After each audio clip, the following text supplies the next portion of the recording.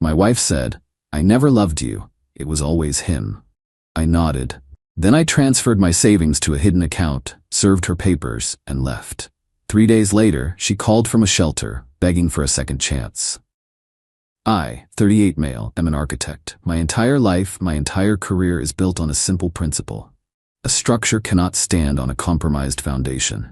You can have the most beautiful design in the world, but if the base is rotten, it's not a question of if it will fall, but when. I thought my marriage was a skyscraper. Turns out it was a movie set facade. Last Tuesday, it all came down. We were having dinner, a quiet evening. I'd made risotto, the creamy mushroom kind she always said was her favorite.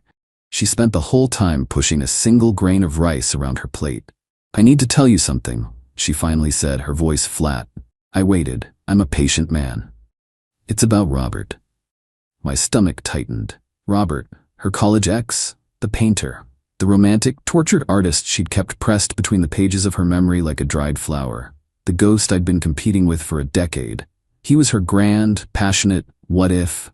I was just the dependable what is. "He's back," she said, not looking at me. "We've been reconnecting." "Reconnecting," I repeated. The word tasted like ash. She finally met my eyes, and whatever warmth I thought existed there was gone. It was just cold, hard glass.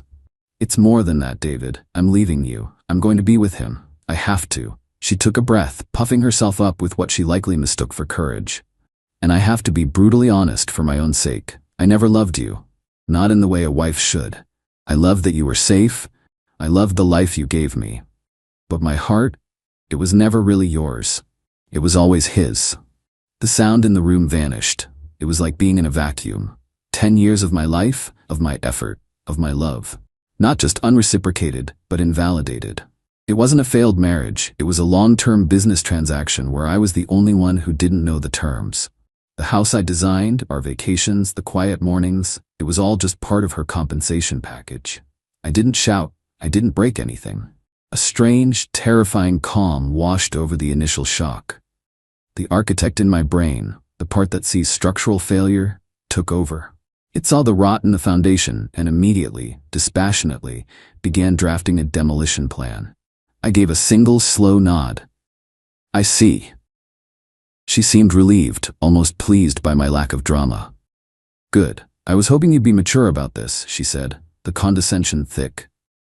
"I'll need to stay in the house for a while, obviously, until Robert and I get our finances sorted. Maybe you could stay with your brother for a few weeks?" There it was, the entitlement. To shatter my world and then calmly assign me my temporary living quarters. "No," I said, my voice quiet but firm. "That won't work." She shrugged, already mentally gone. She went to our bedroom, and I heard her start packing a bag, humming a little tune. The sound was obscene.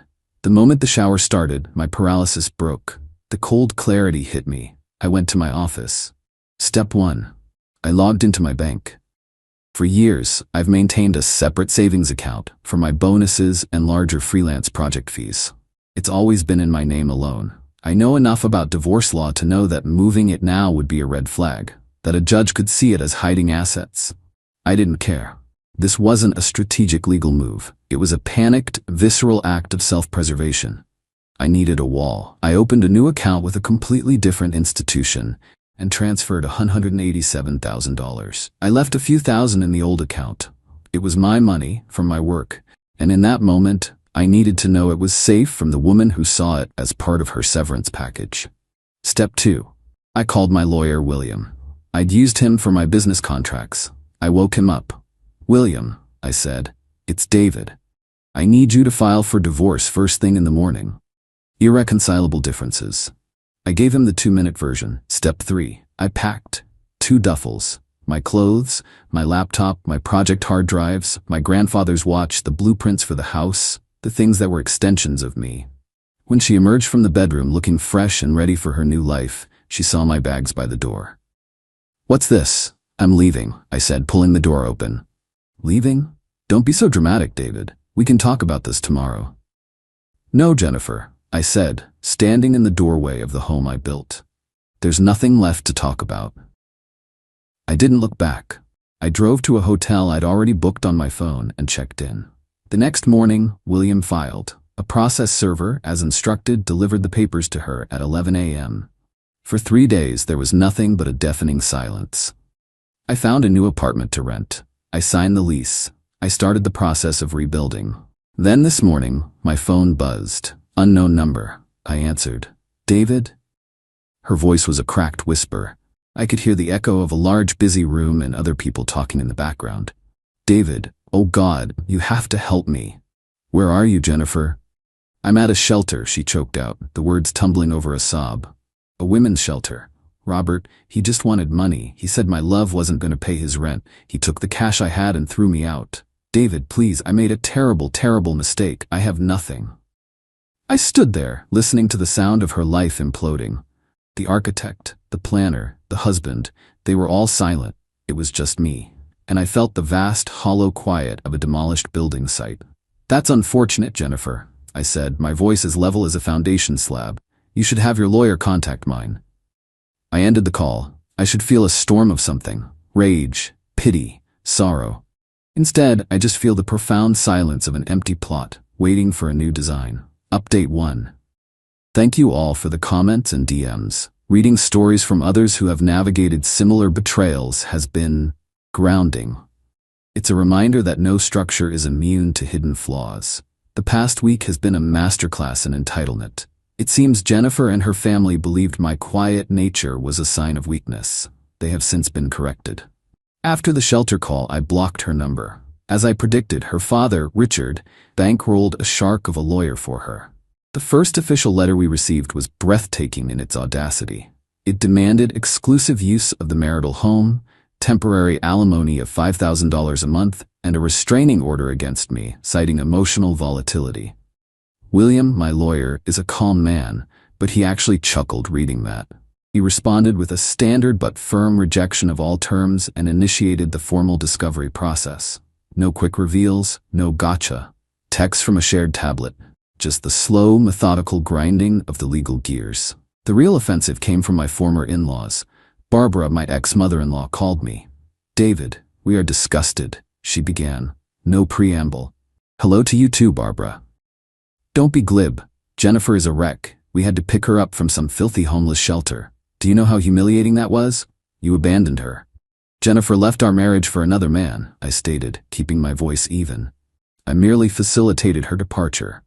Oh, stop with your cold, robotic words, she snapped. She made a mistake. A woman is allowed to be emotional, to be swept away. A real man would have fought for his wife. He would have shown passion. You just calculated. You were always like this, treating everything like a business deal. Well, this is the most important deal of your life, and you are losing. It was illuminating. They didn't see me as a son-in-law or even a person. I was a resource, an investment that was supposed to yield permanent returns of comfort and stability for their delicate daughter, no matter what. The next day, a courier delivered a package to my hotel. Inside was the rosewood watch box I handcrafted for her on our 5th anniversary. I'd spent a weekend in my workshop getting it perfect.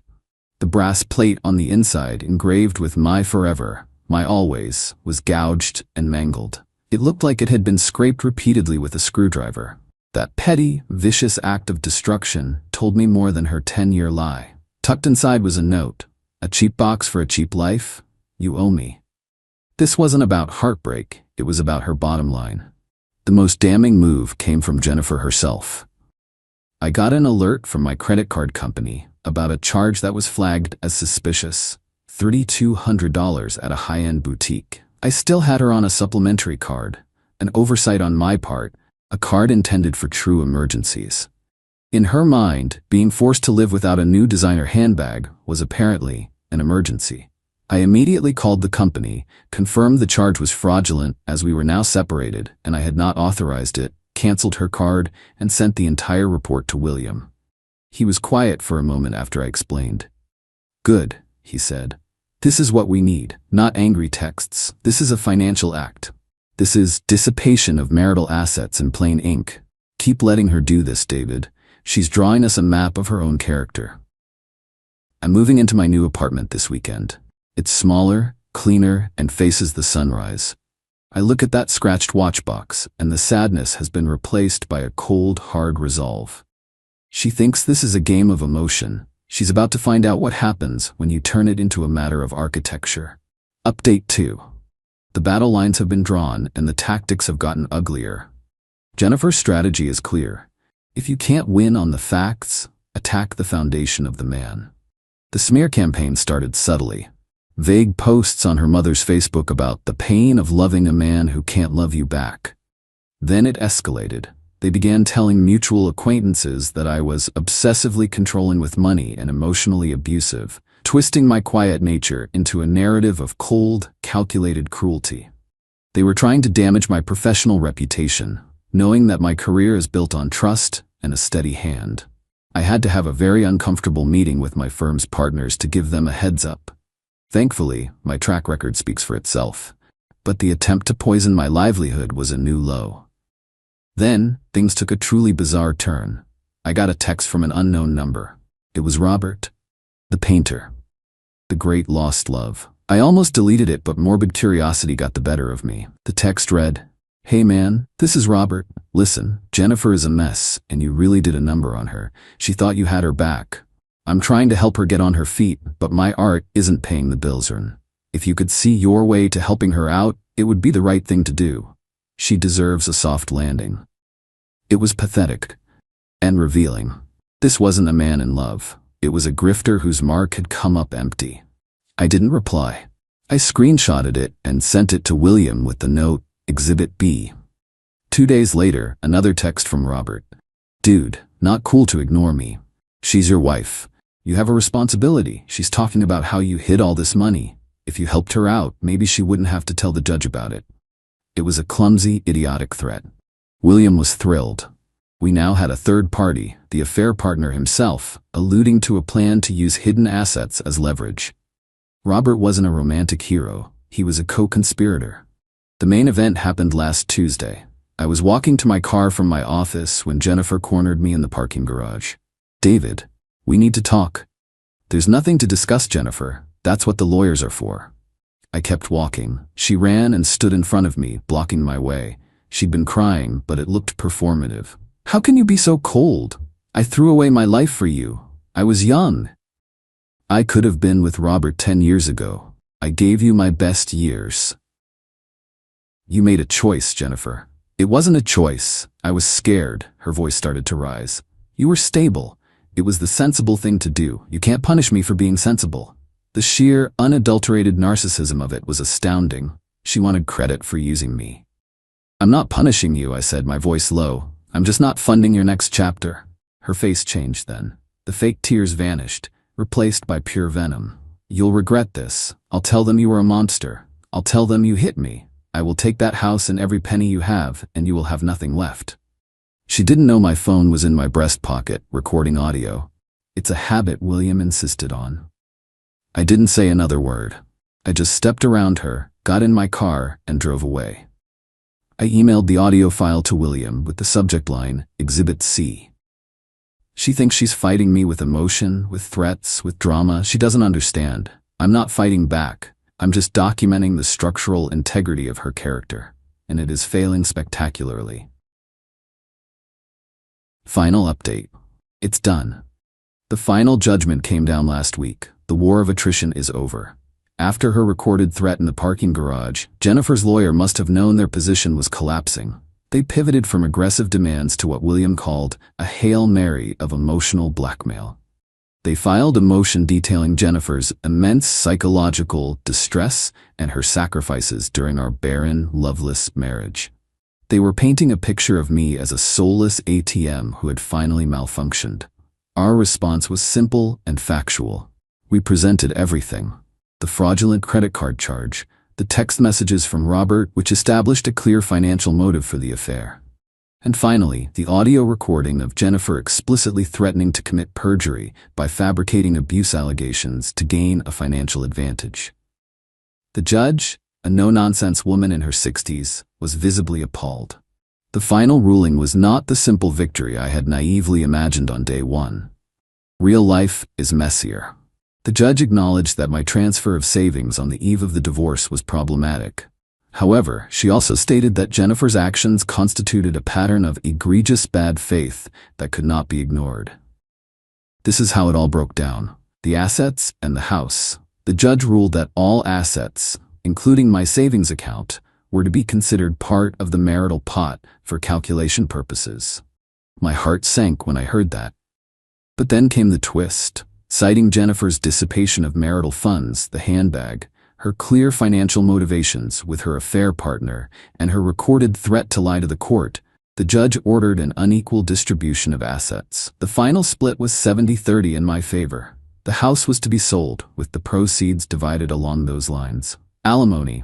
Jennifer's lawyer had argued for permanent alimony. William argued for zero. The judge found a middle ground. She awarded Jennifer short-term, rehabilitative alimony for 18 months. Enough to prevent her from being destitute, but with a firm looming deadline for her to become self-sufficient. It was a fraction of what she demanded, and a clear signal that the court would not be funding her lifestyle indefinitely. The financial fallout. The house sold for a decent price. After the mortgage and fees were paid, my 70% of the equity went straight into my accounts. Jennifer's 30% was just enough to cover her substantial legal bills, with a little left over. Combined with her limited alimony, she was solvent, but not wealthy. The life of leisure she had planned was officially canceled. The natural consequences have been the most potent form of justice. I heard through a mutual friend that she's working as an admin for a chain of physiotherapy clinics. She lives in a small apartment in a suburb I've never been to. Her parents are resentful. Their retirement took a hit from funding her legal battle, and the delicate flower they tried to protect turned out to be a very bad investment. Robert, predictably, is gone. His text stopped the moment he realized my wallet was permanently closed. Jennifer sent one final email to my work address, a long, rambling monologue about my coldness, my lack of passion, and how if I had just fought for her, none of this would have been necessary. It was a masterwork of blame shifting. She still believes her betrayal was just a cry for help that I answered incorrectly. I read it, felt a flicker of the old exhaustion, and then permanently deleted it. And me? I'm here. I'm not magically healed, but I'm whole. The peace in my new apartment is real. I've started seeing someone, a woman named Jessica. She's a historian. She's passionate and funny, and her interest is in my thoughts, not my bank statements. It's a quiet, steady, wonderful thing. Last weekend, I took the scarred rosewood watchbox to my workshop. I didn't destroy it. I carefully worked on it, sanding down the lid until the gouges in the brass plate were gone. Then I removed the plate entirely. I didn't replace it. I just polished the wood itself, letting its own strength and character show through. My life isn't a pristine new skyscraper. It's a historic renovation. The old foundation was rotten, and ripping it out was brutal and ugly. But the work is done. The new structure is sound, and for the first time in a long time, I'm not worried about it falling down.